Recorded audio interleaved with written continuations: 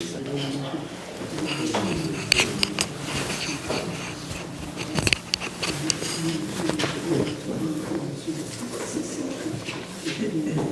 good morning. So you'll send it to...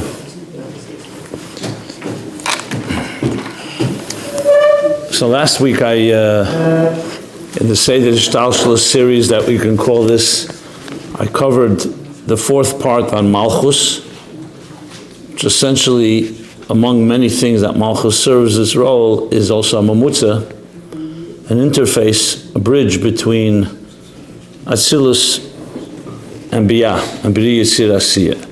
But in truth, as we discussed, Malchus is really in every level, all the way from Malchus of Ein Sof, which is B'fnei Tzimtzum, so-called the lowest level, Kavyachal lowest, and from Malchus of Ein Sof will become essentially Keser, Chloli, after the Tzimtzum, and the same thing, Malchus of Ak becomes the Keser of the next level. And it goes to the extent that even in Spheres, there's a Malchus in every Sphere.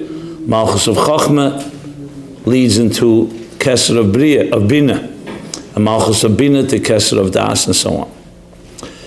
So after covering that, and there's many angles obviously, let's go to the next stage.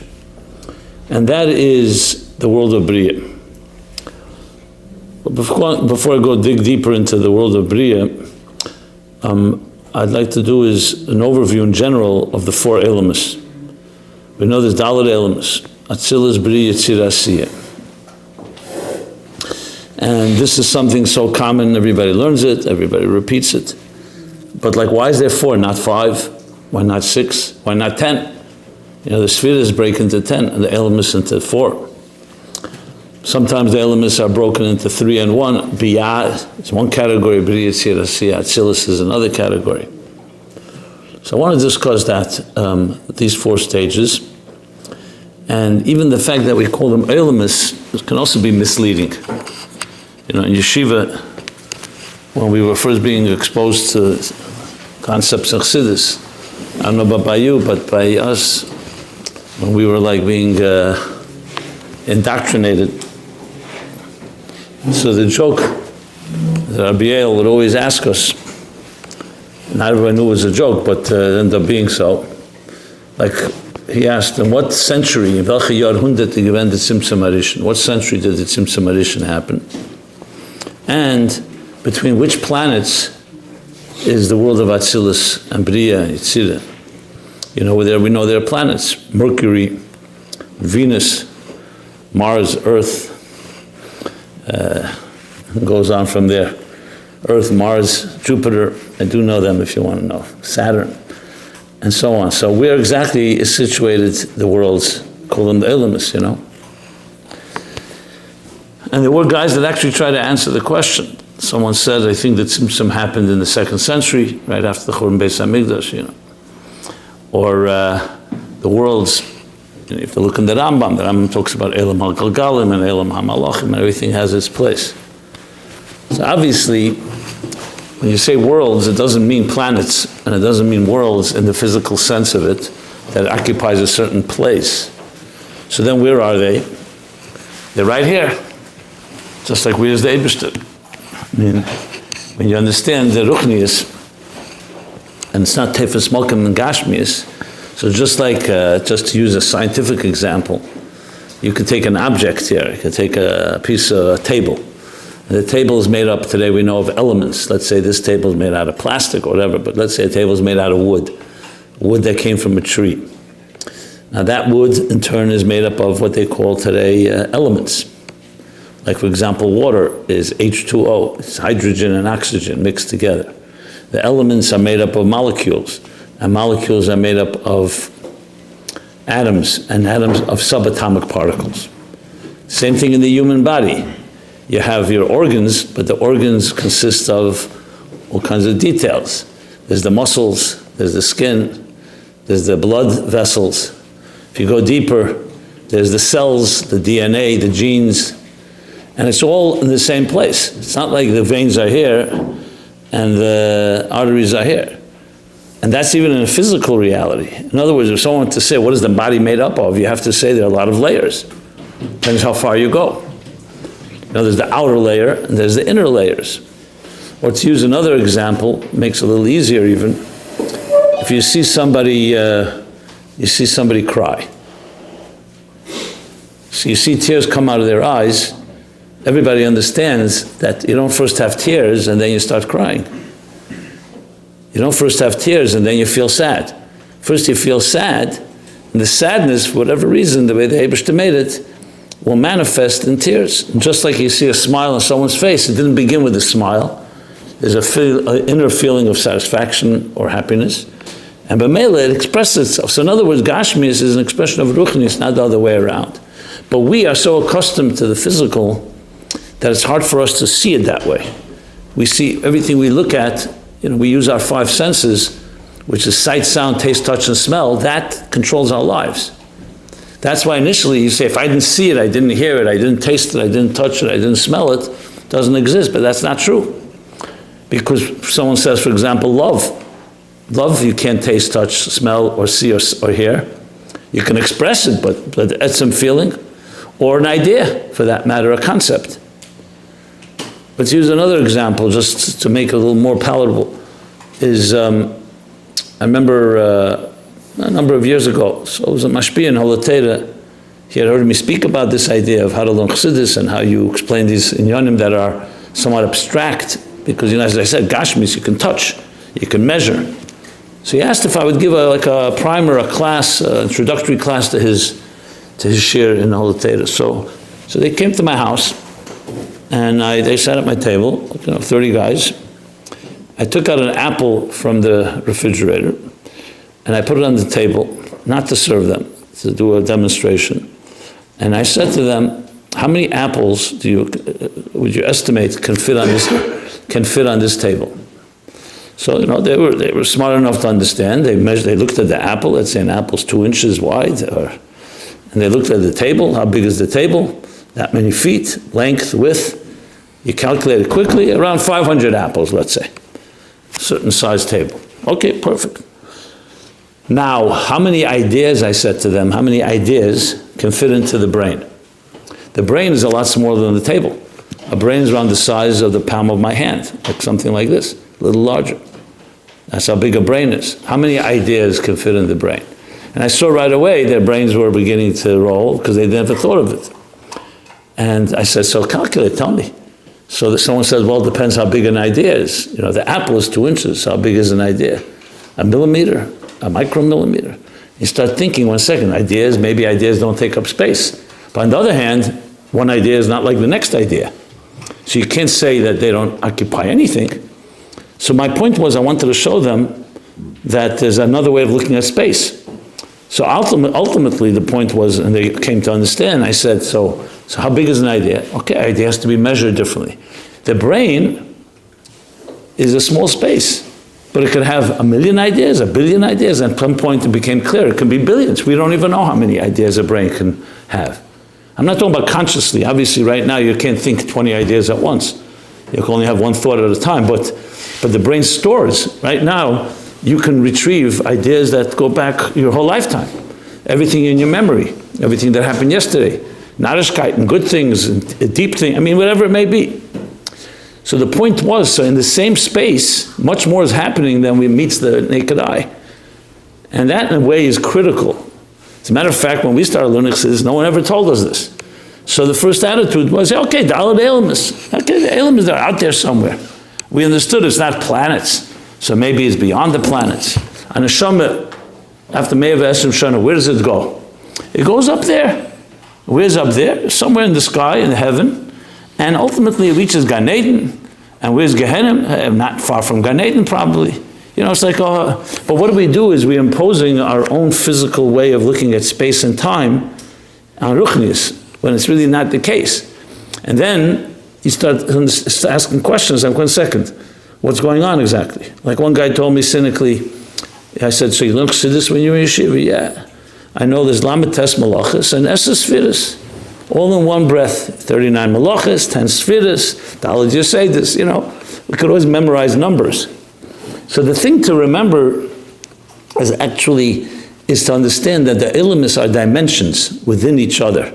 So right here in this room, right here inside of you, there's the level of Asiah, there's a level of Beriah, of Yetzira, of Beriah, of Atzilus, and frankly all the way up to even Lifnei Tzimtzum. It's all within us. So it's not outside of us, because it doesn't take space like that. So you say Taka Neshama, where does it go after it leaves the body? After Me'eh Esrim Shana.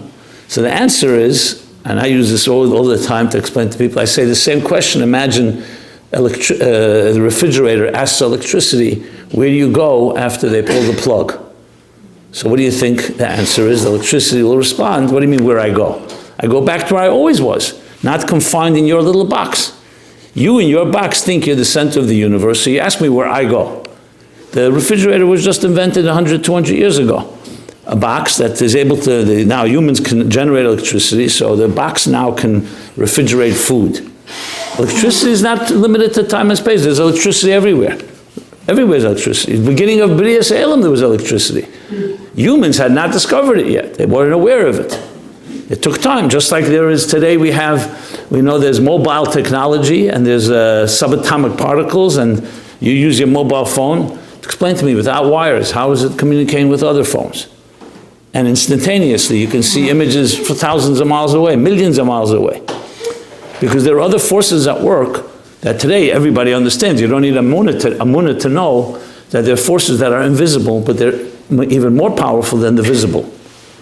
So today it's not so difficult to explain this idea that there is ruchnius behind the gashmius, because we see it everywhere. We see it. The whole technology is based on that, actually.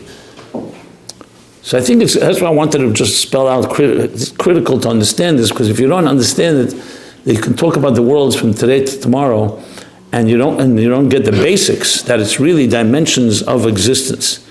Why it's called Elamis is a good question, but I don't think it means Elamis as in worlds or planets. It means Elamis as in domains, like you say Elam HaTzemeach, Elam HaDemim, Elam HaChai, Elam HaMedaber. So you don't mean actually a world, you mean a kingdom, a domain, an area, a category, if you wish. So it's four dargas. Now, how do we understand these four levels? In a way that's also practical, at the same time explains why the Eibishter made it that way. So, just you know the language, Atzilus is often called Elam HaAchdus. Sometimes Atzilus, why is it called Atzilus? So the word itself comes from Pasuk in Ba'aleischa.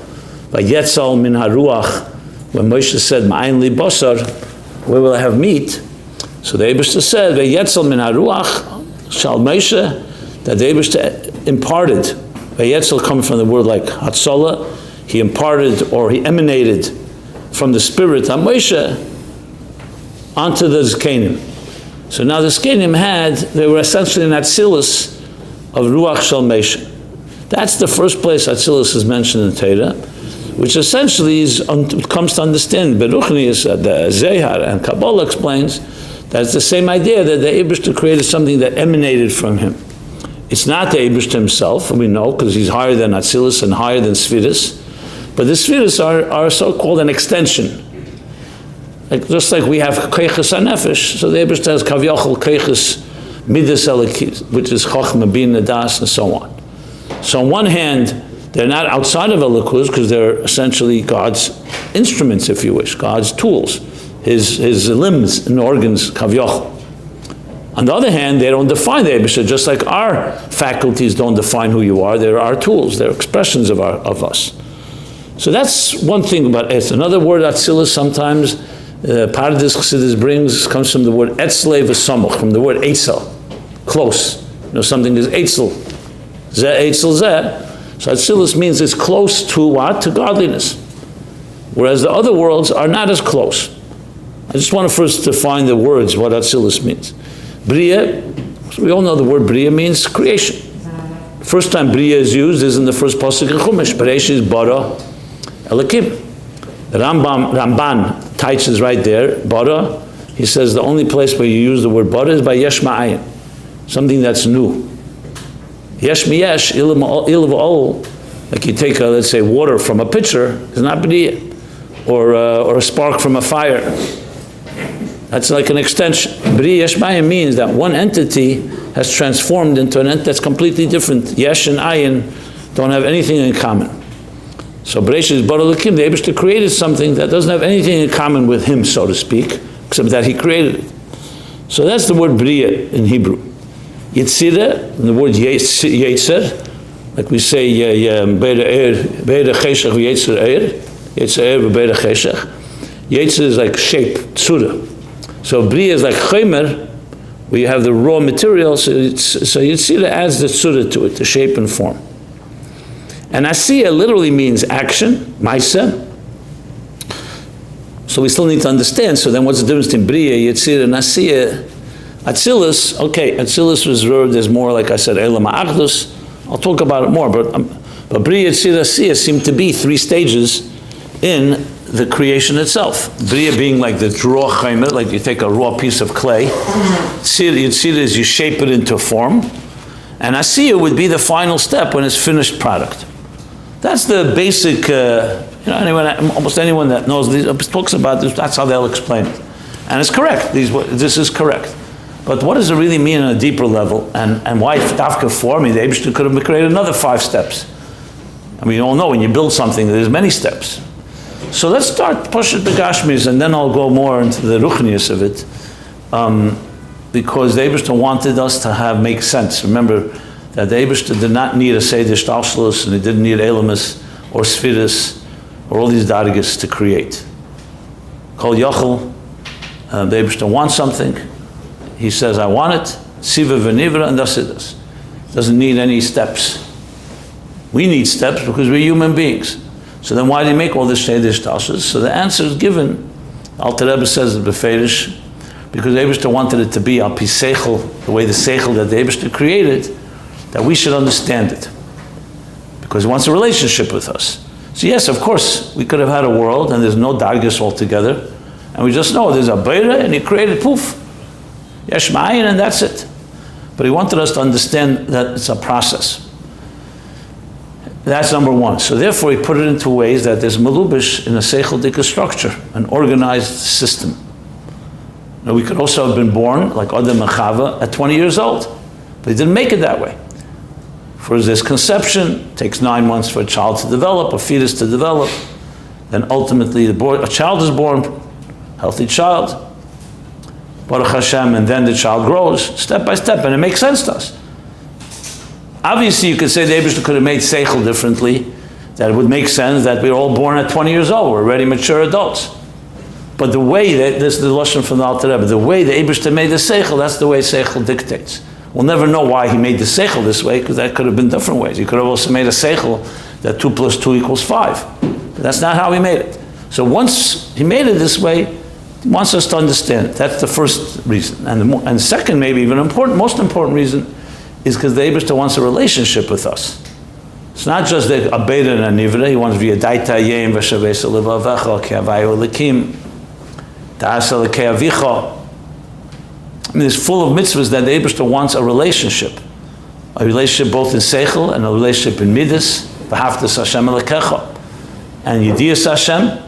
And the only way for us to have a relationship is to be able to connect through understanding it, and to be able to retrace the steps. So now we have stepping stones. How can you create an achdus between you, a Nivra and a Beriah, when there's Shalei Berach? That's what the Eibishter is bli gvul and we're gvul. The Eibishter is beyond bli gvul, beyond Ein Sof, and we're mortal creatures. So, how does it make sense that you, from here, can jump to there? So he created a whole Seder Shtalshlus, that you don't begin from the, you don't jump right away. You start from Asiah, and you move from Asiah to Yetzira, and to Beriah, to Atzilus, and you climb. That's called Avedis Hashem, Yelchem Achayil Al step by step process.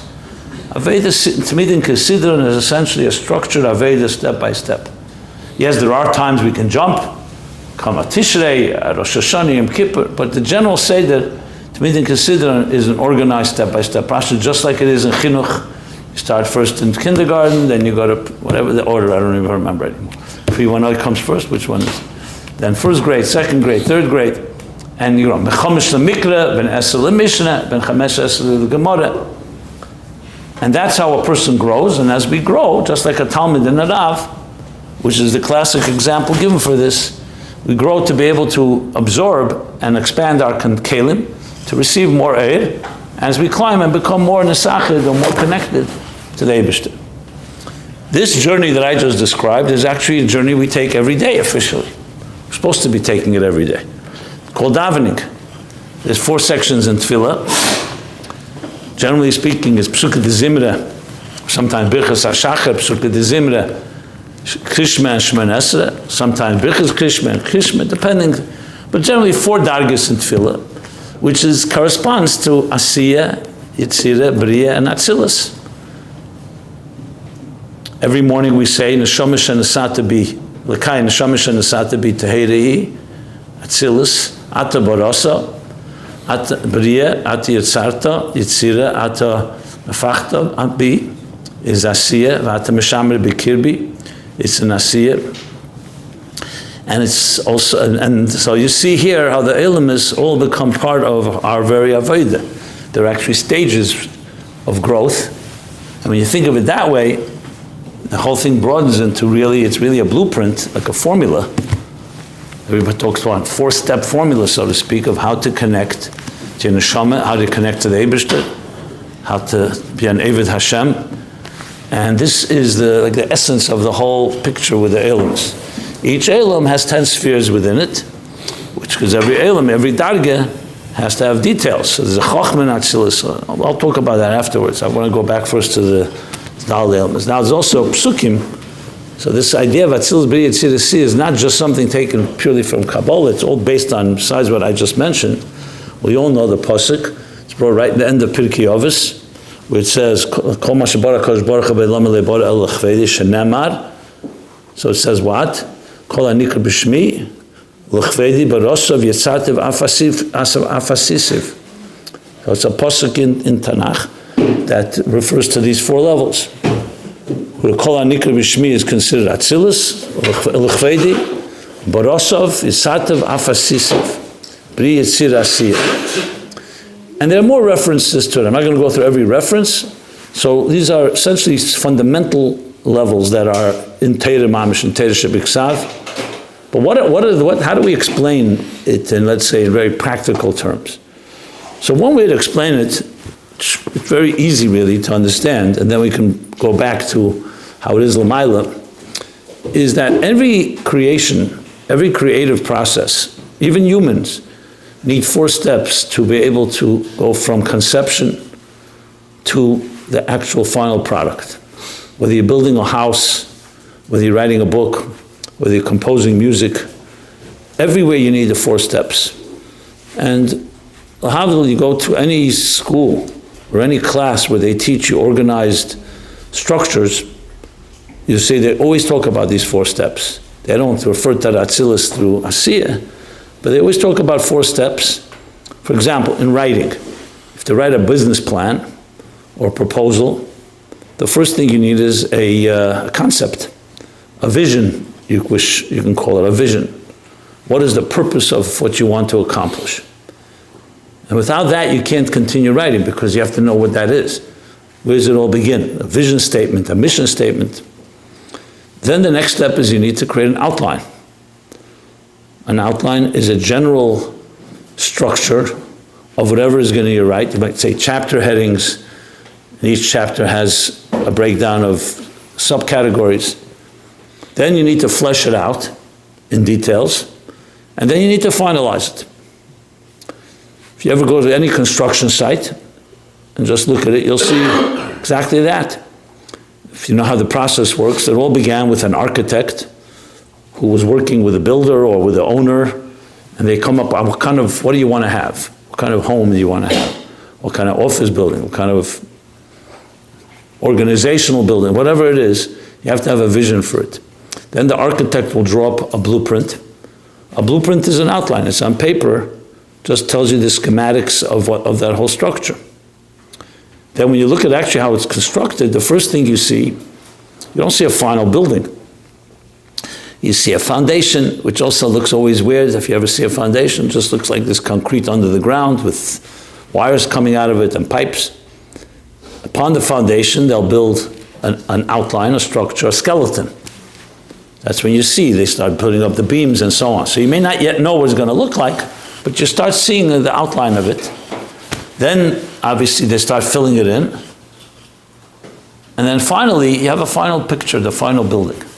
So there you have Atzilus, Beriah, Yetzira, Asiah, just in a building. Atzilus is the vision. That's why it's called Elam Ha'ardus, because the vision, everything has to be one cohesive picture. It's not made up of a living room and a dining room. It's not pieces. It's one entity. And Atzilus sees the whole picture in one snapshot, like, so to speak.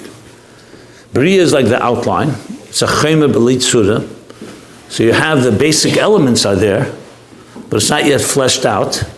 Yetzira is surah. It adds the shape and form of all the details that you need to do that. And Asiah is the final, what they call full dimensional picture, the end. You say, okay, ready, it's finished, you can move in. So when you think of it that way, the way we build anything, you want to write a book. So the first step is, I do advise people ask, how do you write a book? How do you even begin? The first thing is you have to write down on one short page, what do you want to say? And what's the need for it? And who's your target audience? Before you even begin to write, what do you want to accomplish with this book? And why should anyone want to read it? And what need are you serving? The classic example is you want to write a book on, let's say, discount airline fares. So the answer to the need is very clear. What do you want to have? You want to give people an alternative. Since airline tickets can cost more, you're going to write a book of how you can get cheaper tickets. So it's very clear what your one objective is. You also know who your target is. It's not 3-year-old children. It's people who fly. So you have a vision of what, I'm just giving a very gashmizdik, balbatish example. It could be something much more loftier, much more ruchnizdik. But the idea is you have to have a concept that's short and sweet. What do you want to accomplish with this book? Someone finishes reading it, what do they get from it? I know it sounds so obvious, but I can tell you thousands and thousands of people get stuck right there because they can't even answer that question. Many people have told me, what do you mean, the book is for everybody? So I said, what do you mean, there's 8 billion people on this planet? For every person? Is there any book that's for everybody? What about for newborns? Okay, not for newborns. I said, well, there's a few million newborns in the world. What about 95-year-old people? No, not for them either. Is it for young men, for women? My point is, to get that clear vision also takes work. It's not so simple. You can't just say the book is for everybody. There's no such thing as that. For everybody means for nobody, actually. It has to be focused. So, vision. Then you need an outline. Once you have the vision, you need an outline. The outline doesn't have to be long. It just has to be structure. Like, how do you look at the Rambam? One of the first people who codified, it took him a long time. How did he figure out Yudalit, Yada Chazaka, Yudalit Sfarim? How to take all the Torah and put it into Yudalit categories. And in each one of the Yudalit there's subcategories. The truth is, Shas is already like that. Shisha Sidra Mishnah. And then each one there's Moyed, Zmanim, or Moyed, or Nezikin, and so on, all the different Sdorim. And each one has its Masechta. This is called a structure. Before you start filling in, how many Mishnayos and how many Prakim are there in Masechta Shabbos, first you have to know it's Masechta Shabbos, and it's not Masechta Yuma, etc. So the structure is essentially the Beriah part, the outline. Then you have to fill in the details. Okay, what goes into each of these categories? But you now have a very organized structure. Imagine trying to do Yetzira before Beriah. You're going to start creating the details before you have an organized structure.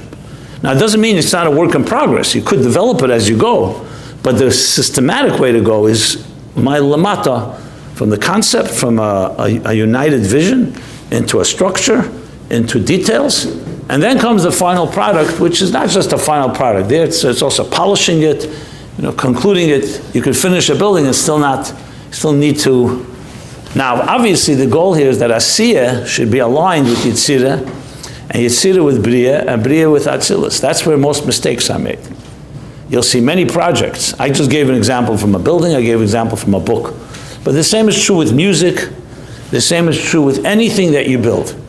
Whether it's a physical thing, whether it's a spiritual thing, even building a home, even a binyan adayad, even a house, also has these 4 stages. I'll explain that in a minute. But here's where the big problem is, and this is why it's critical to understand why it's in this order. Imagine you start off with Asiah. Most people, they start with Asiah and they don't even know what the Atzilus or the vision of it is. So you can't work that way. If you want something to be really solid, it has to go in this order. You know, many times someone is doing something and you say, why do you do this? I don't know, I just began doing it. I'm not sure myself why I'm doing it. That's why you'll see anyone who, let's say, goes and audits a business. They want to see if it's efficient, why it's losing money, whether everybody's doing their job. What do you think they do? They go through all these 4 steps. Again, they may not use these words, Atzilus, Beriah, Yetzira, Asiah, but that's what they do. They first say, so what's the objective of your organization? Does everyone know what that objective is? And you suddenly discover there's some people who work in the company, they don't even know what the company's purpose is. They just know their job. So it's true, the plumbers or the electricians or the bricklayers in the house don't have to necessarily know the Atzilus vision. That's the architect's job. But they have to be aligned with that vision. Imagine one day the electricians and the plumbers get together and they say, you know what? We don't like the plan that he gave us. We're going to make the pipes here. I mean, that means that you're like taking a building, and instead of following the blueprint, so to speak, the vision of the creator of this idea, you went off the track. Now, if you think it sounds funny, but it happens every day. We're all doing this. If you want to really think about it in a ruchnistic way, what do you think a chet is? When Adam and Chava ate from Eitz Hadas, what do you think they did? They went off and did something not the way the architect wanted it to be.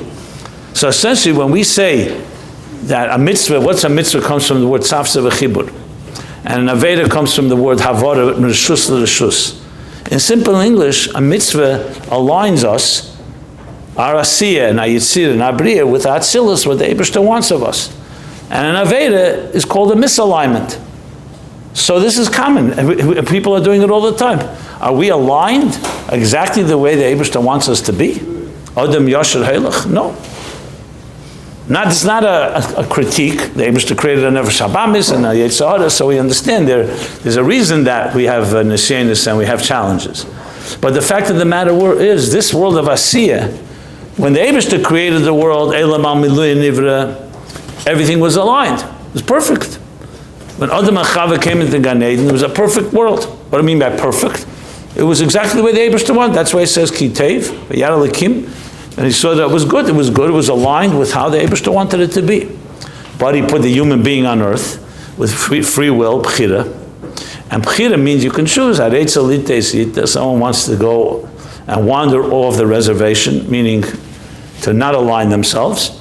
That's essentially, in different words, Asiah, becoming disconnected or somewhat inconsistent with Yetzira or with Beriah or with Atzilus.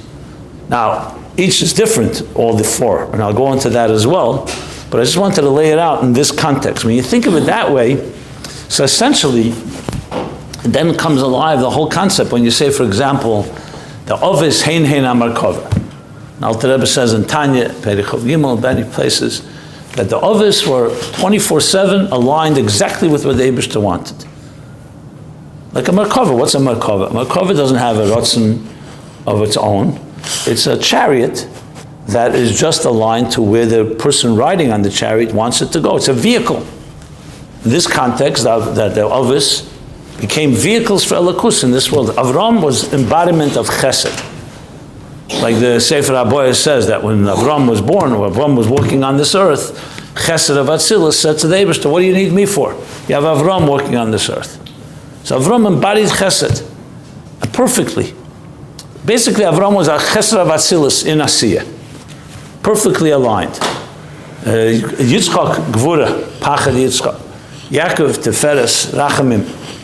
And every character and personality in the Torah is aligned. Moshe Rabbeinu, Chochmah Vatzilus, or however it's explained. Aaron. So everyone reflects that.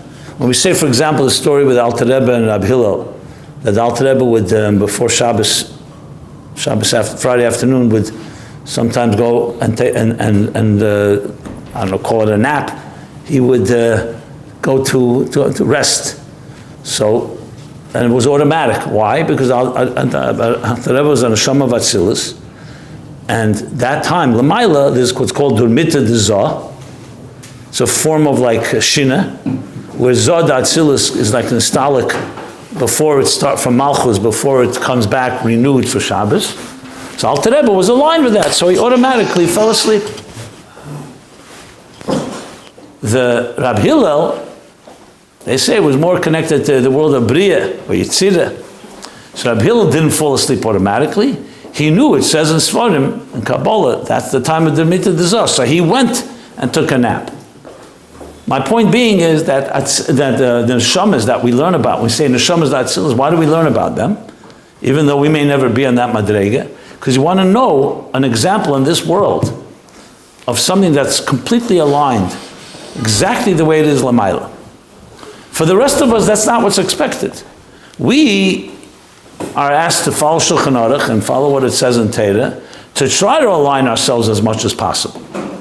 So, for example, a person is learning Torah, you're aligning your mind with the Eibishter's mind.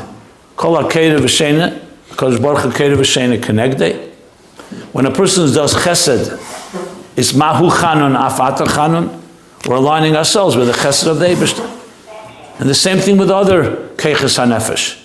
Sefer Cheredim and other Sfarim speak about every aver, every body part, every organ, every limb corresponds to another one of the Ramach mitzvah sesa, is connected to Ramach evodim, and Shasa mitzvah sesa is connected to Shasa gidim.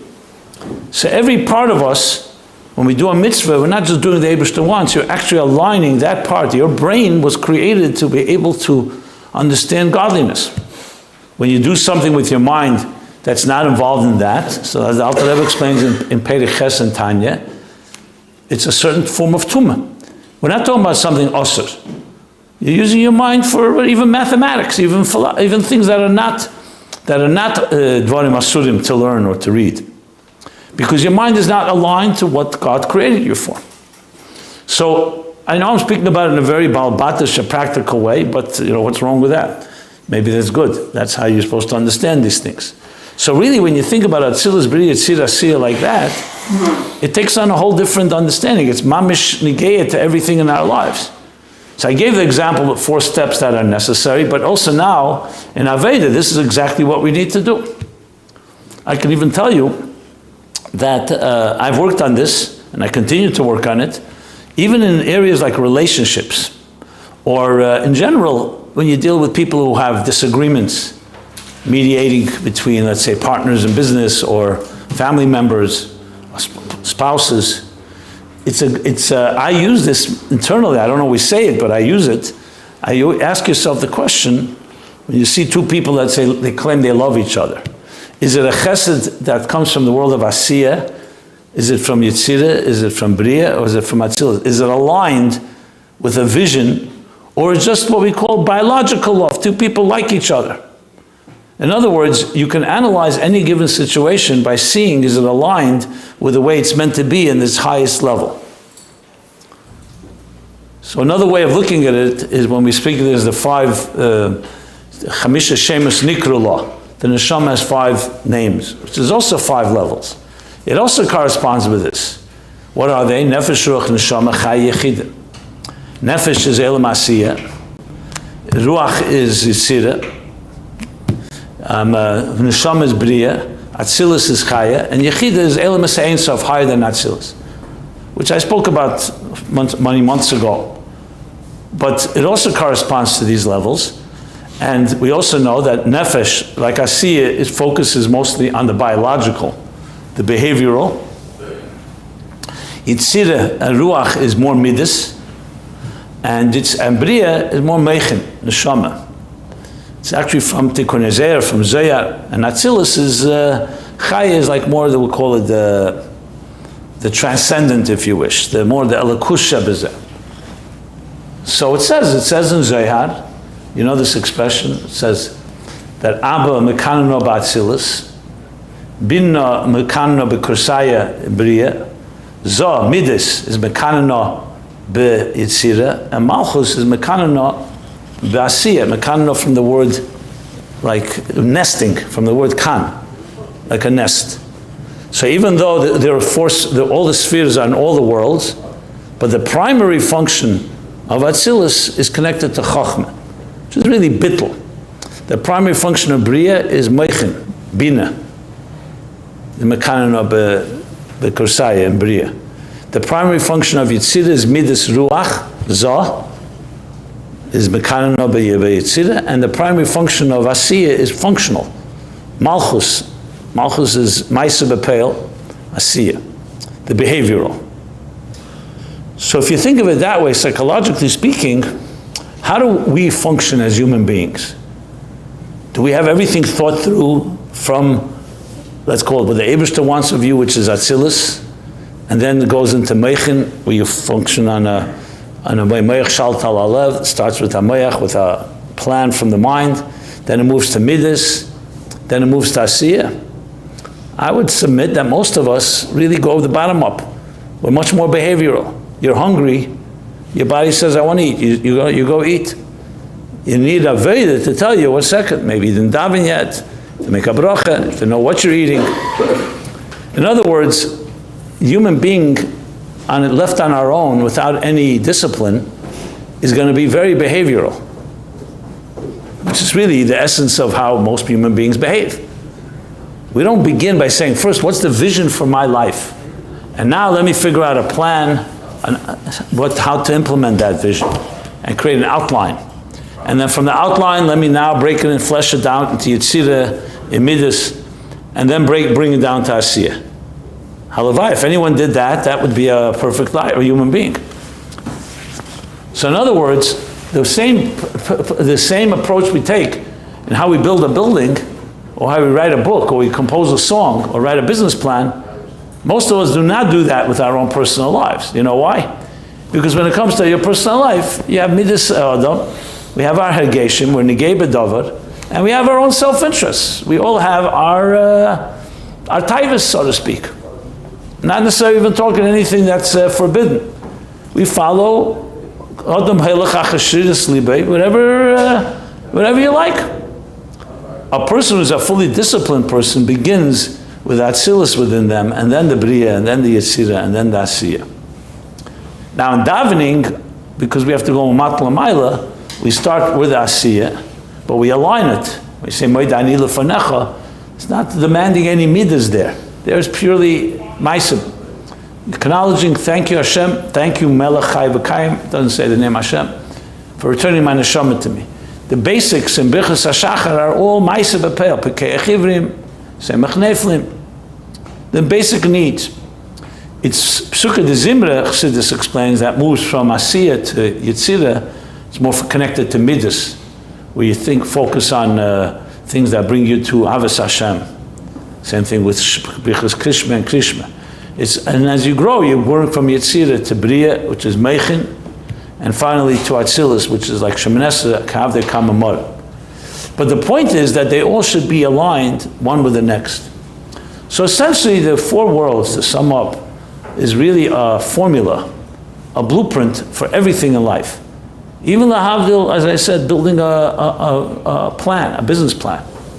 And if you're able to apply this to anything you want to do, you're all going to, mitzvah Hashem, go somewhere in your own avedas hashlichus, whether it's shlichus, rabbanos, business, whatever it may be, whatever you do, and you ask yourself these 4 questions. What's the vision? What's the outline? The plan, the general plan? What's the details? And what's the final implementation? You'll think about it very differently. And the same can apply to Avedas Hashem. Obviously the kavanah of all these elements is not to find out how to write a business plan. I was just using that as a marshal. Like Malchus Adara came Malchus Adara, just to give an example how we can apply it in our lives. But the kavanah, of course, is how do we connect to the Eibishter through these dargas. Tahirihi, Barasha, Yitzata, Nefachta bi. I'll elaborate more in the next year, but we'll stop here. And my thing, of course, is Hamaisa Iker, Asiah, but it has to be aligned with Talmud. Talmud maybe the Maisa, which is Beriah, and through Midas, which is Yetzira. Okay, everyone have a good day, and a good Chedesh Shalom. And we'll continue next.